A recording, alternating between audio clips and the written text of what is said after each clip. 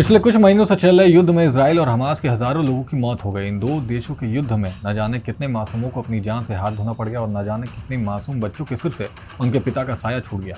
अब इस युद्ध की आग थोड़ी कम होती हुई नजर आ रही है, पर कब तक शांत रहेगी इसका अंदाजा लगाना फिलहाल के लिए थोड़ा मुश्किल होगा। इसी बीच शुक्रवार को इजराइल हमास के बीच 4 दिन का संघर्ष विराम शुरू हुआ, जिसके बाद हमास ने सीज फायर के तहत 25 बंधकों को रिहा किया, जिसमें इजराइल के 13, थाईलैंड के 10 और फिलीपींस का 1 नागरिक शामिल है।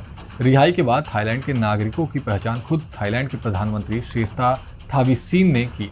साथ ही इसकी जानकारी उन्होंने अपने सोशल मीडिया अकाउंट पर शेयर करके दी। आपको बता दें कि मिडिल ईस्ट में चल रहे इस युद्ध में अब तक 15,000 से ज्यादा फिलिस्तीनियों की जान जा चुकी है। इजराइल में हमास हमले में मरने वालों का आंकड़ा 1200 के पार जा चुका है। बता दें कि जिस वक्त हमास ने इजराइल पर हमला किया था उस वक्त 250 के करीब लोगों को अगवा भी किया गया। चलिए आपको बताते हैं कि 4 दिन का संघर्ष विराम क्या है, इस समझौते में क्या क्या आता है। बता दें कि इजराइल और हमास के बीच 4 दिनों तक गाजा पट्टी में युद्ध रोकने के लिए समझौता हुआ।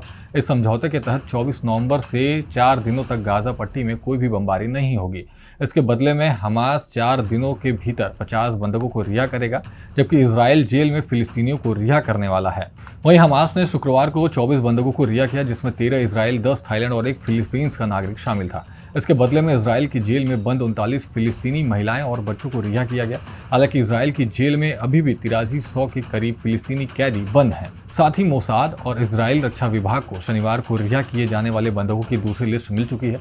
इन बंधकों की रिहाई का जिम्मा संभाल रहे अधिकारियों ने उनके परिवार से बातचीत की। जब तक बंधकों को इजराइल के सुरक्षित हाथों में नहीं लौटा दिया जाता, तब तक ये लिस्ट जारी नहीं होगी। वहीं इजराइल की सेना ने दक्षिणी गाजा के लोगों से कहा कि वे उत्तर की ओर नहीं जाएं, क्योंकि इजराइल शहर सिद्रोत में धमाके की तेज आवाज सुनी गई है, जो गाजा पर दागे गए तोप के गोले जैसे मालूम पड़ता है। आपको बता दें कि यह हमला युद्ध रोकने से ठीक 15 मिनट पहले किया गया, जिसके बाद संयुक्त राष्ट्र की तरफ से बयान सामने आया। संयुक्त राष्ट्र ने बताया कि युद्ध रोकने से पहले मानवीय मदद के साथ 137 ट्रकों को गाजा भेजा गया। साथ ही 1.3 लाख लीटर डीजल और 4 ट्रक गैस भी गाजा में पहुंचना शुरू हो चुका है। आपको जानकर हैरानी होगी कि 7 अक्टूबर को हुए हमले के बाद गाजा में पहुंची ये सबसे बड़ी मदद होगी। बता दें कि अल जजीरा की रिपोर्ट के मुताबिक 7 हफ्तों से युद्ध चल रहा है। शुक्रवार की रात पहली ऐसी रात रही है जब लोग बिना किसी हवाई हमले के डर से सोए हैं। कुल मिलाकर 48 घंटे में यह पहला मौका है जब फिलिस्तीनी लोग चैन की नींद से सो पाए हैं। हालांकि अभी भी लाखों लोग अपने घर नहीं लौट सकते हैं। ब्रिटेन के विदेश मंत्री डेविड कैमरून ने कहा कि इजराइल को सुरक्षित रखने के लिए फिलिस्तीनियों के लिए लंबे समय तक सुरक्षा और स्थिरता की व्यवस्था होनी चाहिए। उन्होंने ये भी कहा कि सोचना होगा कि युद्ध खत्म होने के बाद गाजा में क्या होगा और इसे कैसे स्थिर किया जाएगा।